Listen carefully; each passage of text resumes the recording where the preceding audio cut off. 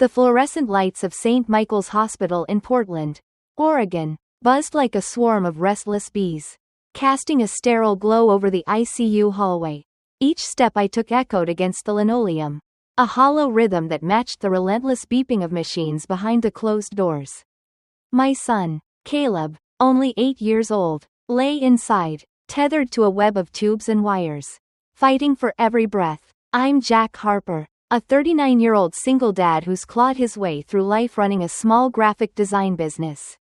Every late night, every client I've hustled for, every dollar I've saved, $850, to be exact, was for Caleb. It was our safety net, the one thing I could count on when the world turned cruel. But tonight, that net was gone, ripped away by the people I trusted most.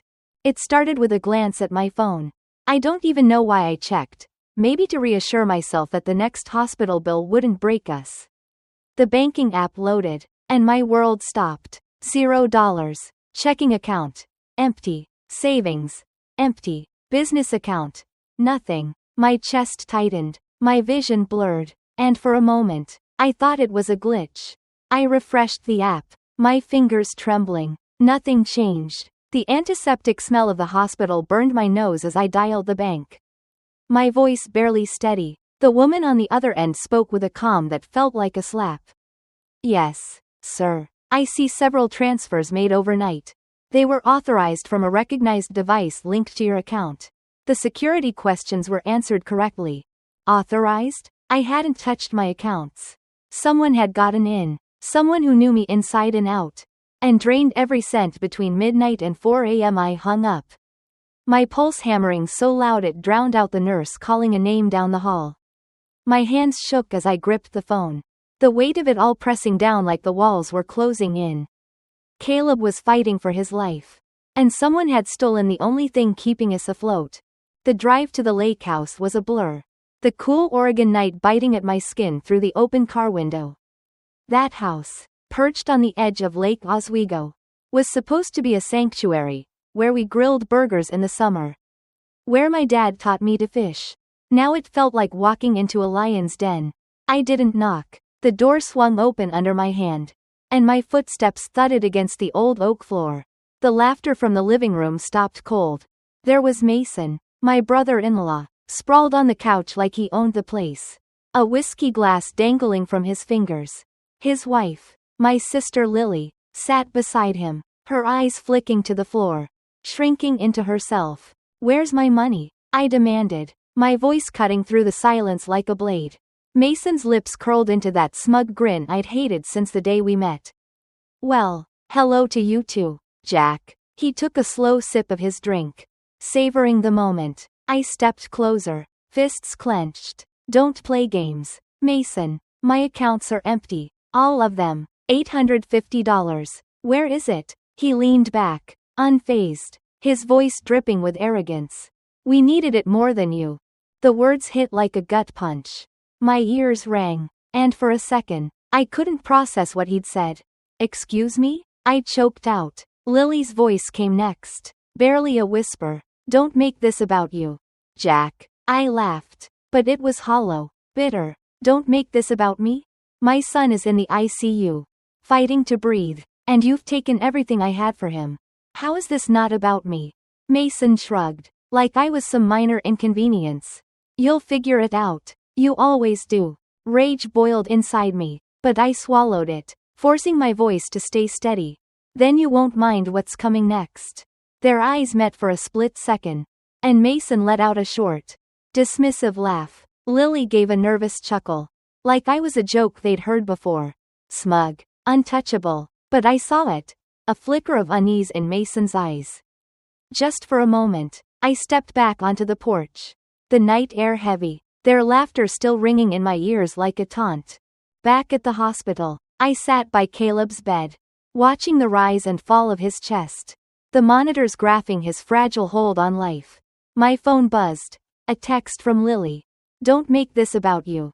We're all struggling. I stared at the words, my thumb hovering over the screen, wanting to erase them, to erase her. My son was hooked to machines. And she had the nerve to say that. I glanced at Caleb's stuffed green dinosaur on the chair. Its worn fabric a reminder of bedtime stories and better days. They'd taken my money, my security, my peace, but they wouldn't take my fight. The next evening, the lake house was unrecognizable. The chaos of the previous night had been replaced by a staged family dinner. The kind that screamed pretense. The dining room table was set for 12. Plates and wine glasses arranged with surgical precision. The smell of roasted lamb and rosemary filled the air, clashing with the tension that hung like fog. My relatives, uncles, aunts, cousins, laughed and chatted as if this was just another gathering. But when I walked in, the room shifted. Eyes flicked my way, then darted back to their plates. No one offered me a seat. I found a spot at the far end of the table, tucked in the shadows, as far from Mason's spotlight as I could get. He sat at the head, his arm draped over Lily's chair, basking in the attention like a king holding court. I barely touched the food, my fork scraping the plate as I tried to focus on anything but his smirk. My mind kept drifting to Caleb, to the zeros on my bank app, to the betrayal sitting across from me. Halfway through the meal, Mason raised his glass, his voice cutting through the chatter. Some people just aren't cut out for managing money, he said, his tone dripping with fake pity. It's sad, really. A few nervous chuckles followed. No one looked at me. Lily stared at her plate, her fingers twitching around her wine glass.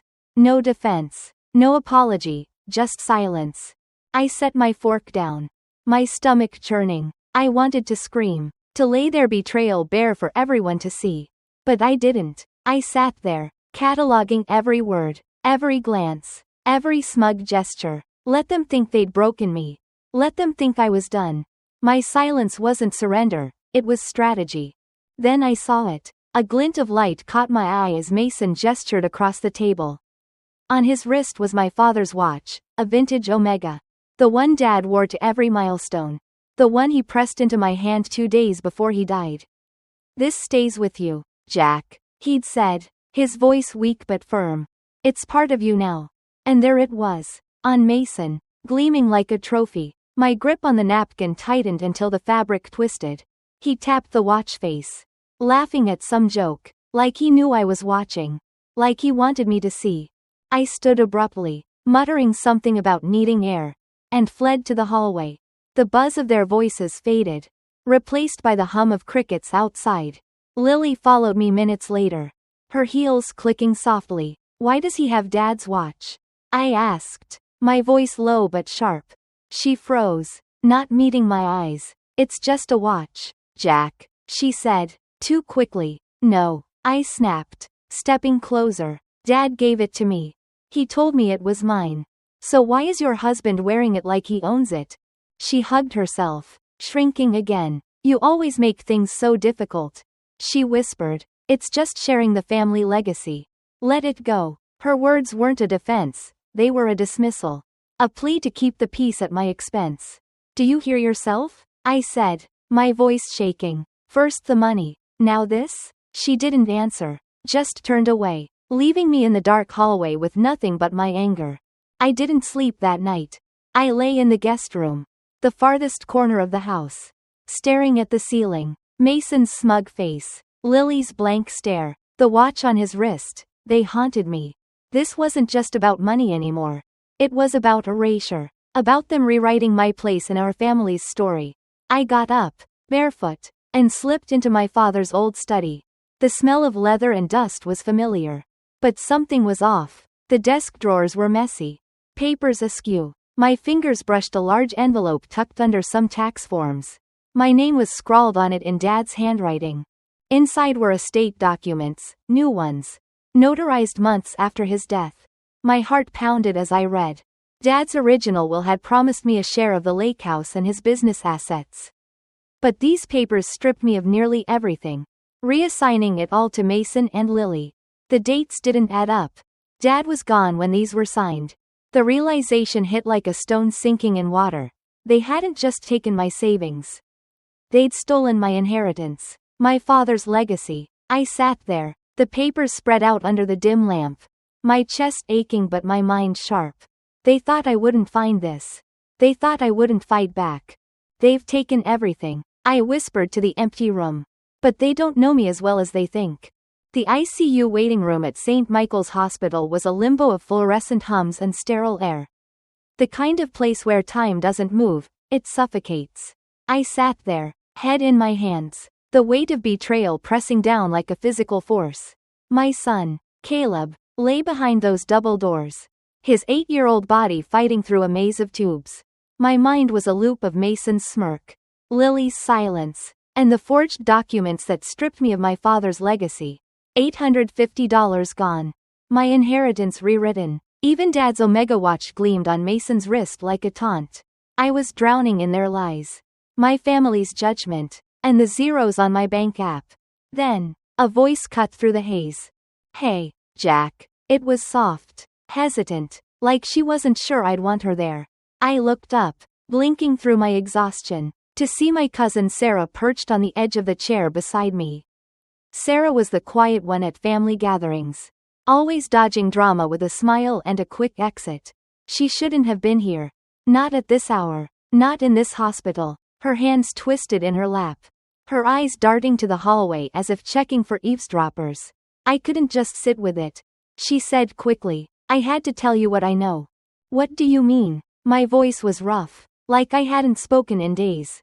She leaned closer, her whisper barely audible over the hum of the vending machine. "Mason, he drinks late, whiskey mostly, and when he does, he talks too much." My pulse quickened, a faint spark igniting in the fog of despair.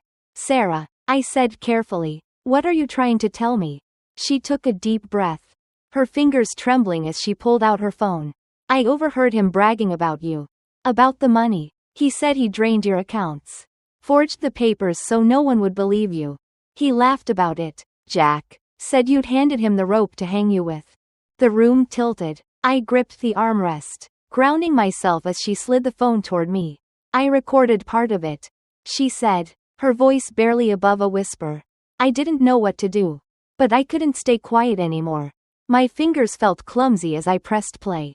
Mason's voice filled the space, lazy and arrogant, dripping with self-satisfaction. "Jack's too naive to fight back. Signed everything like a good little mark." He laughed, the sound like nails on a chalkboard. It was him, no question. I stared at the phone, my heart pounding, a strange mix of rage and relief flooding my veins.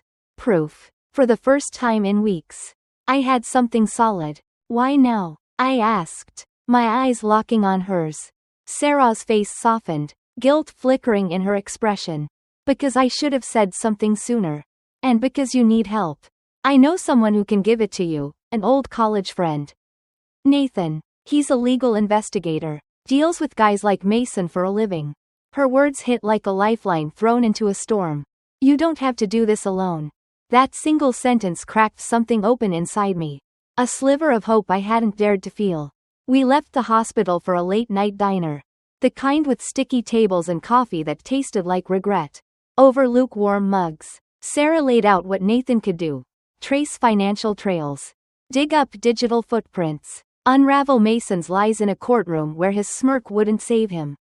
I gripped my cup, staring at the steam curling upward. "I'm done being their scapegoat," I said, more to myself than to her. "If Mason wants a war, he'll get one." 2 days later, Sarah led me into a sleek co-working space downtown. All glass walls and the hum of ambition. Nathan was waiting, a no-nonsense guy with sharp eyes and a handshake that meant business. "Sarah filled me in," he said, his voice steady, cutting through the noise in my head. "We can nail him, but we need airtight proof, digital records, paper trails, and ideally, his own words. That's how you win." Win. The word felt foreign, but it lit a fire in me. Nathan's plan was surgical. Retrieve login records and transaction logs from my stolen accounts. Secure copies of the forged will. And, if I had the stomach for it, catch Mason bragging on camera. "He'll slip," Nathan assured me. "Guys like him always do." The next week was a blur of ICU visits, late nights with Nathan, and sleepless hours piecing together the puzzle of my betrayal. Mornings were for Caleb, holding his small hand, watching the color slowly return to his cheeks. Afternoons were for Nathan's office, where he worked like a bloodhound. One day, He called me over to his screen. Look at this. A log of unauthorized logins to my accounts. All timestamped in the early hours when I was at the hospital. These came from Mason's devices. Nathan said, pointing to the IP addresses. His home, the lake house, he didn't even cover his tracks. I stared at the data. Fury and gratitude warring inside me. Mason's arrogance was his undoing. And every click he made was a thread in the noose we were building. The will was next. Nathan explained how we'd plant a camera at the lake house. You go back, he said. Act like you're letting it go. Get him comfortable. Let the whiskey loosen his tongue. So I did. I drove to that house. My father's sanctuary turned enemy territory. And played the part of a broken man. I smiled when I wanted to scream. Nodded at Lily's half-hearted apologies. Let Mason think he'd won. The camera was tucked where Nathan instructed. Hidden but perfectly angled. 2 days later, we sat in Nathan's office. Watching the footage. There was Mason, drink in hand, leaning back in his chair. His voice thick with pride. We rewrote history. He told a cousin. The will, the assets, all of it, finally in the right hands. Nathan muted the video and looked at me. That's your nail in his coffin. I sat there, silent, letting it sink in. Mason wasn't just careless, he was proud. Gloating over gutting my father's wishes. My voice, when it came, was cold and clear. They wanted a war in silence. I'll give them justice in daylight. The invitation went out 3 days before. My tone carefully neutral. We need to end this fighting. Let's meet at the lake house. I made it sound like peace. Like I was ready to bury the hatchet. It was a performance. And I nailed it. By the time I arrived, the house buzzed with uneasy chatter. Cars lined the gravel drive. Aunts and uncles milling about.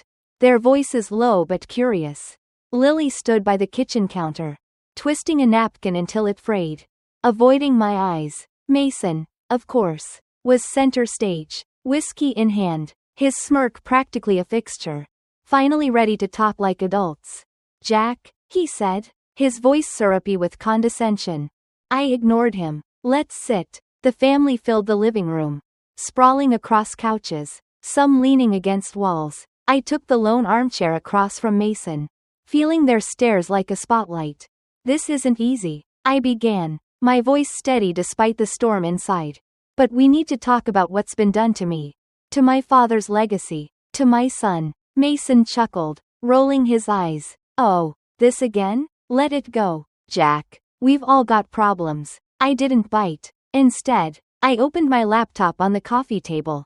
The room went quiet. Before you dismiss me, I said, you should hear this. I pressed play. Mason's voice boomed through the speakers. Brash and damning. We rewrote history. The will, the assets, all of it, finally in the right hands. Gasps rippled through the room. An aunt covered her mouth. An uncle muttered a curse. Lily went pale, her napkin tearing in her hands. Mason started to speak, but I cut him off. I'm not done. Nathan's voice came next, crisp over the speakerphone. I've conducted a forensic analysis of the financial records. Every unauthorized transfer traces to Mason's devices and IP addresses. Logins to Jack's accounts happened at 3 a.m. while he was documented at the hospital. The will, rewritten in Mason's favor after his father's death, bears forged signatures. I turned to Mason. You said I gave you that money as a loan. Tell them why you were logging into my accounts at 3 a.m. Tell them why my father's will, which gave me my share of this house, was altered after he was gone. He shot up, face red, words tumbling out. You're twisting this. You've always been unhinged, Jack. But the room didn't back him. Eyes dropped. Heads turned away. Even Lily's shoulders sagged, her silence louder than any defense. You've stolen enough, I said, standing. And today, it ends. The front door burst open, and uniformed officers stormed in, their boots heavy on the oak floor. Mason Reed, you're under arrest for fraud, theft, and identity tampering. The lead officer barked. Chaos erupted, relatives shouting, some crying. Mason's bravado crumbled, his voice a frantic sputter as cuffs clicked around his wrists. Lily's sobs broke through the noise, her hands covering her face. He glared at me as they dragged him out. spitting threats that faded with the slam of the door. Silence fell. Lily looked at me, her eyes raw with something I hadn't seen in years, shame. Maybe. Or relief. I didn't know. She whispered. I nodded, saying nothing. Words could wait. I turned to the family. Their faces a mix of shock and guilt. This wasn't just about money. I said quietly. This was about my father. About Caleb. About every one of you who let this man take what he wanted because you were too afraid to stop him. No one spoke. They didn't need to. Weeks later, the lake house felt different, lighter. Like it could breathe again. With Nathan's help, the banks reversed the fraudulent transfers. And the legal process began restoring my inheritance. Lily, broken and remorseful, signed over her share of the estate, wanting no part of Mason's corruption. One crisp Saturday, I brought Caleb to the lake house. He was stronger now, his steps echoing through the halls as he explored. A faint smile breaking through. I painted scuffed baseboards, fixed creaky hinges, each stroke and nail reclaiming what was mine. Before we left, I set Caleb's green dinosaur on the mantel. Its worn fabric a quiet testament to why I'd fought. One rainy evening, Lily showed up at my apartment. Her face bare, her eyes red. I was scared, she said, her voice cracking. Mason made me believe I'd be nothing without him. I let him turn me against you. I'm so sorry. I sat across from her, anger and sadness swirling. You could have stopped him, I said. She nodded, tears falling. I'll regret that forever. She pushed a folder toward me, her share of the estate. Signed over. It's yours. It always was. As I stood in the lake house later, Caleb's hand in mine, sunlight streaming through the windows, I felt a peace I hadn't known in years. They tried to erase me. I whispered, not to anyone but the air. But I'm still here. Justice wasn't just the cuffs on Mason's wrists or the restored accounts. It was the dinosaur on the mantel, Caleb's smile in the sunlight, and the quiet apology of a sister who'd lost her way. They won't take from us again, I said, squeezing Caleb's hand, and for the first time, I believed it.